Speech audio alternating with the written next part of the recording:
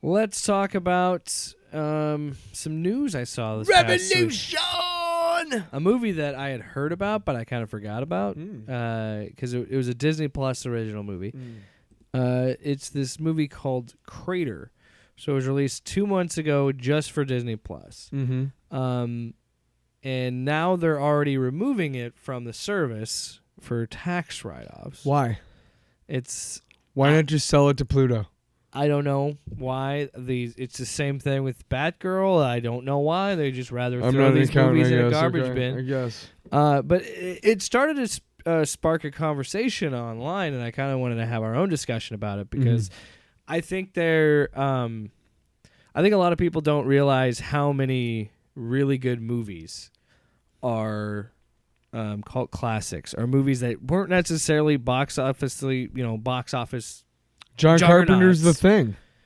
John Carpenter's Thing, great example. Perfect example. Pretty much dude. anything John Carpenter's done has been extremely underrated. Fuck.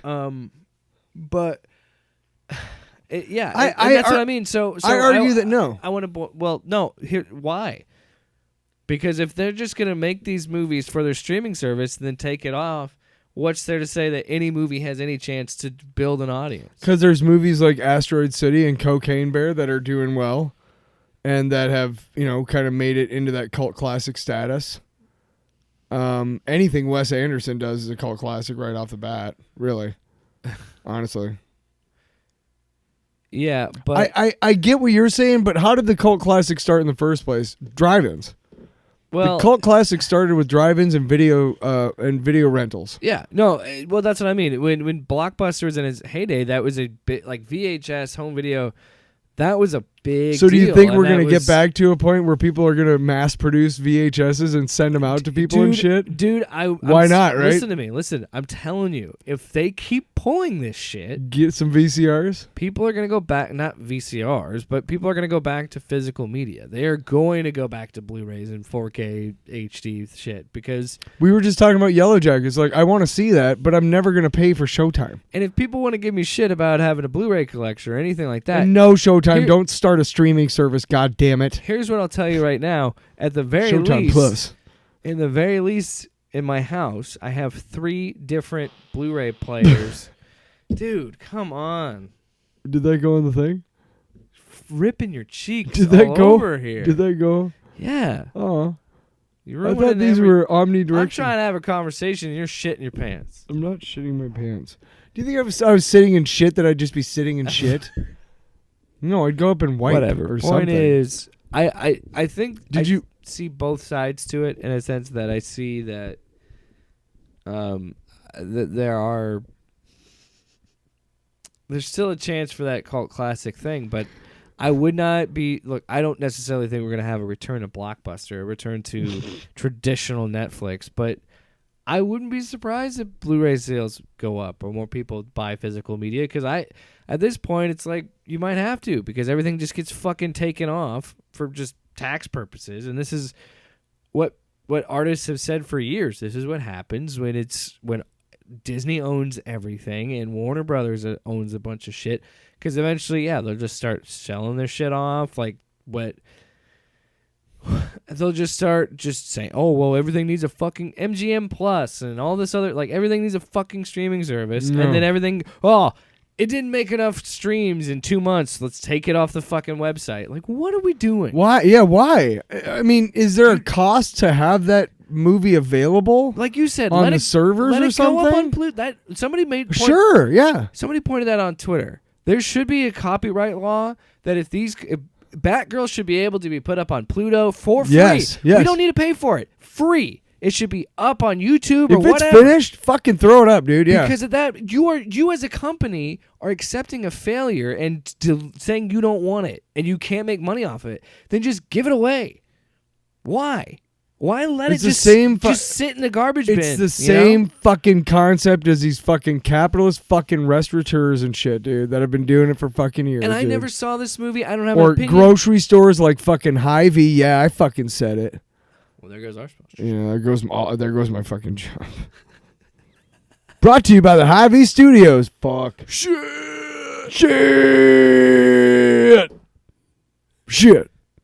Back to the show. Yeah. Hy-Vee.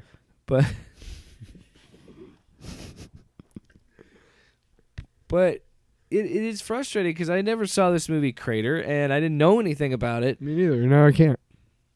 And if I ever want to watch it, I can't. And it's silly, and it sucks for the artist. They're not even going to put out a DVD or a Blu-ray because that costs them money to do that. It's like we talked about last week with the Spider-Verse stuff. It's like these people are saying these things and making these decisions without actually making the movies themselves. Yes, and that's the way it's been done since Hollywood has been. That has been the business. Yeah. Yes, but I think we're all, as fans and as consumers of this art, understanding that these fucking guys have no fucking business doing this shit. They should not be in charge of this. If you can build, and there's still opportunities out there too, but it's hard, but it is possible to build an audience independently and possible to do it your way. It's just the problem is you got to fight for your right to party.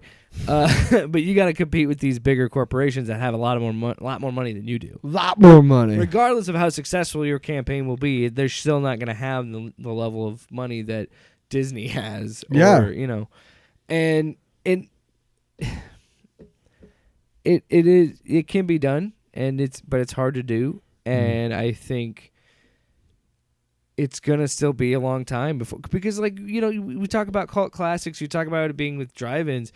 But it had a huge, like we just said, Tarantino was a cult director, man. Like everything that Reservoir Dogs and Pulp Fiction, like, are you kidding? Like they defined, like when you think of a cult classic, do you think of Tarantino? Because that's immediately where my mind goes. Reservoir Dogs, not Pulp Fiction.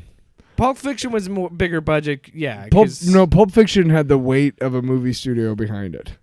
Yeah, it was still here's how I'll put it. There was two big directors really defined the 90s for me and for a lot of my generation. Tarantino and Kevin Smith. You got Kevin Smith on the comedy side and Tarantino on basically the noir side, if you want to, or whatever. Yeah. Or the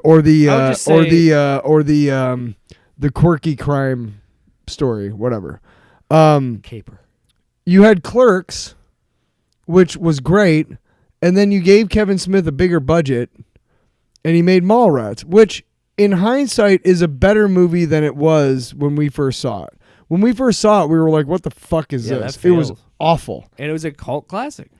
It is now, because now, I don't know how it changed in my mind, but I still look at Mallrats as a failure because Kevin Smith did what a lot of artists would do, probably me included, which is, I have more money, I can do it the way I want to, which is not necessarily always better.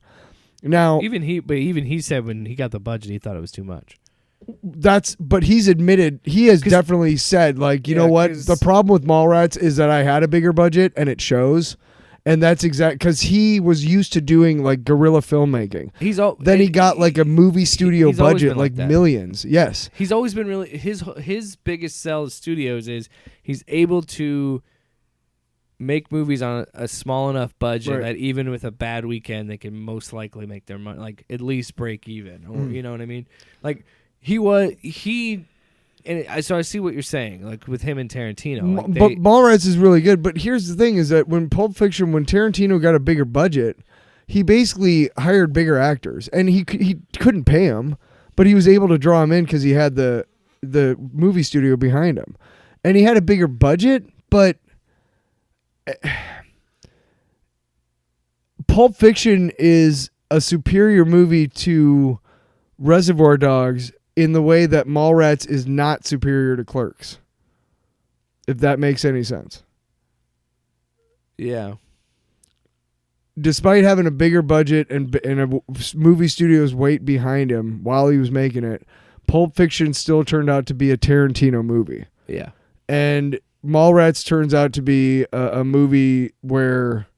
It's still a Kevin Smith movie. Mallrats is actually one of his. Because like as I've gotten older, like I've understood a lot more of it, and Brody fucking Jason Lee is so fucking classic. But it's just cult classic. Whoa! Mind blown. Stick around for And the the whole scene, the whole dating show scene is just fucking classic too. Chocolate covered pretzel. Right. But again, like, you have to look at it through a different lens. Like Club Dread. Have you ever seen Broken Lizard? Okay. The first time I saw that, Super Troopers was a huge Super cult Troopers was fucking great, dude. And it still is. But Club Dread, I saw it the first time and I was like, this sucks. I'm not a horror movie guy. And I literally took it at face value, which is it's a horror movie.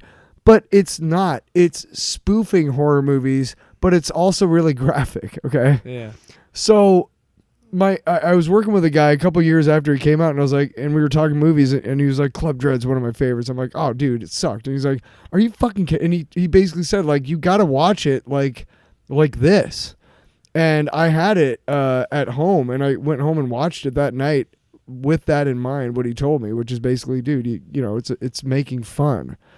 And it made so much more sense to me, and I laughed my ass off, dude. How did you not catch that with the shit button? Exactly, dude. Yes. Or no, it was the cum button.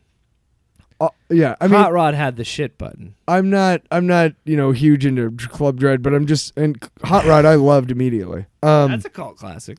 Yeah. But yeah, I don't think that cult classic is going to die out. I think this is ultimately this writer's strike, the cult classic story question, Disney owning everything. All of these things are going to lead. They may be troublesome now and may make the landscape, the entertainment landscape for small creators look really, really intimidating and really bad. But I really do feel, just like in this country with the politics really swinging hard right, it's a last gasp. It's a fucking final hurdle before the real good shit, dude. I promise. I really do feel like all of these things are moving us toward a place where fans are more in control of what content we see, rather than... Well, especially because it's the narrative of... Sorry, I interrupted. I'm done. Oh.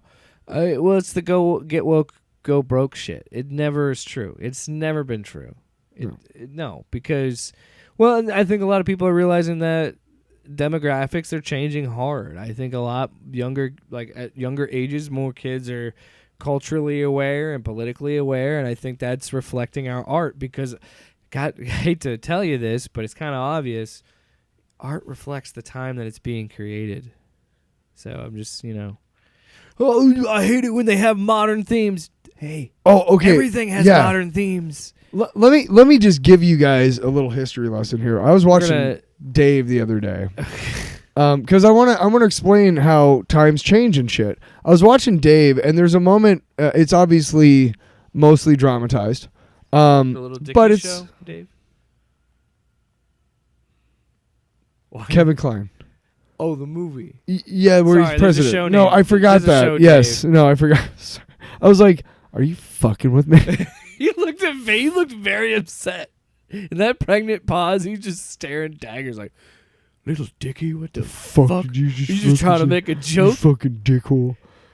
And there's there's some guy There's a moment where they're in the Senate chambers or whatever, and it's dramatized, obviously, but the makeup of the people in the chamber is still largely representative of what it was at the time. And this is like early or like mid to late 90s.